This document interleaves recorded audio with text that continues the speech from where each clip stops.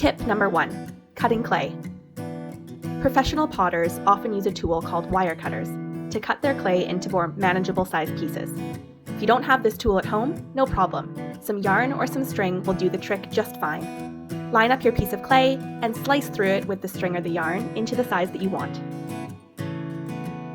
Tip number 2, rolling out your clay. To roll out your clay, give yourself ample room on your workbench. Choose either a rolling pin or a glass jar, and with even pressure, roll out your piece of clay to be about 1/4 inch thick. If it's too thin, your clay will tear or rip when you're forming your art. If it's too thick, air bubbles might form, which can cause an explosion in the kiln, which means ruined artwork. Tip 3. When you need to stick 2 pieces of clay together, there is a trick called scratch and slip.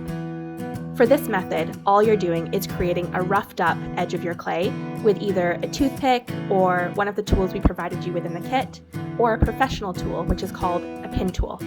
Create some roughed up scratch marks on both sides where you want to connect the clay, and add just a little bit of water with your finger. This creates like a glue, so when you stick the 2 sides together, they won't fall apart.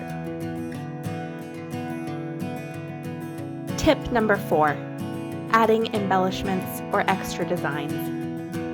Sometimes you might want to add something to the front of your pot or to a piece of visual art.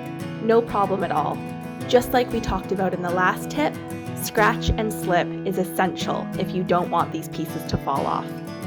A trick that we like to do is to gently press the cutout shape into the piece of clay where you want to attach it, and then peel it off slowly and trace around the edge with your sharp tool. Then, just like before, add some scratch marks and a little bit of slip, which is water on your finger to create that glue, and then you can stick your piece on and feel confident that it won't fall off when it's drying.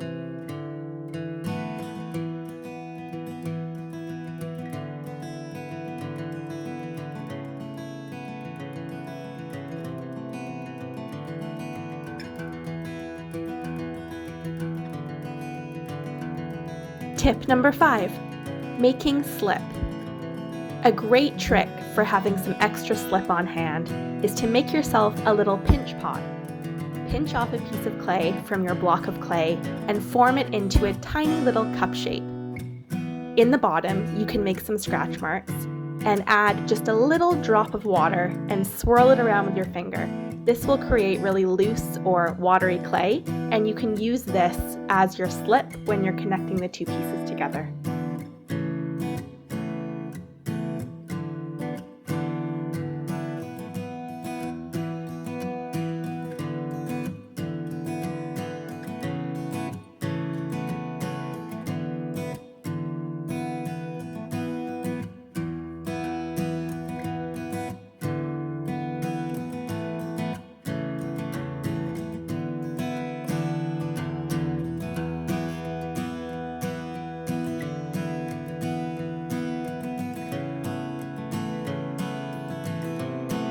Tip number 6, using a sponge.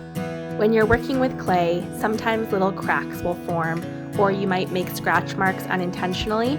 No problem. Just take that little sponge that's in your kit, dip it in water, squeeze out the excess, and gently erase those little marks. It's super easy to do.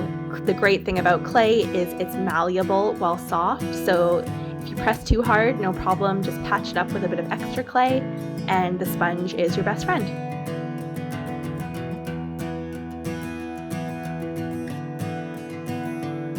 Tip number 7, adding designs and imprints. At this point, you can get really creative with what you're using to create texture on your piece of clay. We've used everything from seeds and pasta and nutshells to plastic forks or silverware from your drawer at home. You can use old scrap pieces of material and gently press the pattern into the clay. Really, the world is your oyster, and there's no wrong way to make an imprint or texture on your clay. Have fun with it. And like I said before, you can always use your sponge and just gently wipe away those marks or patterns and start again.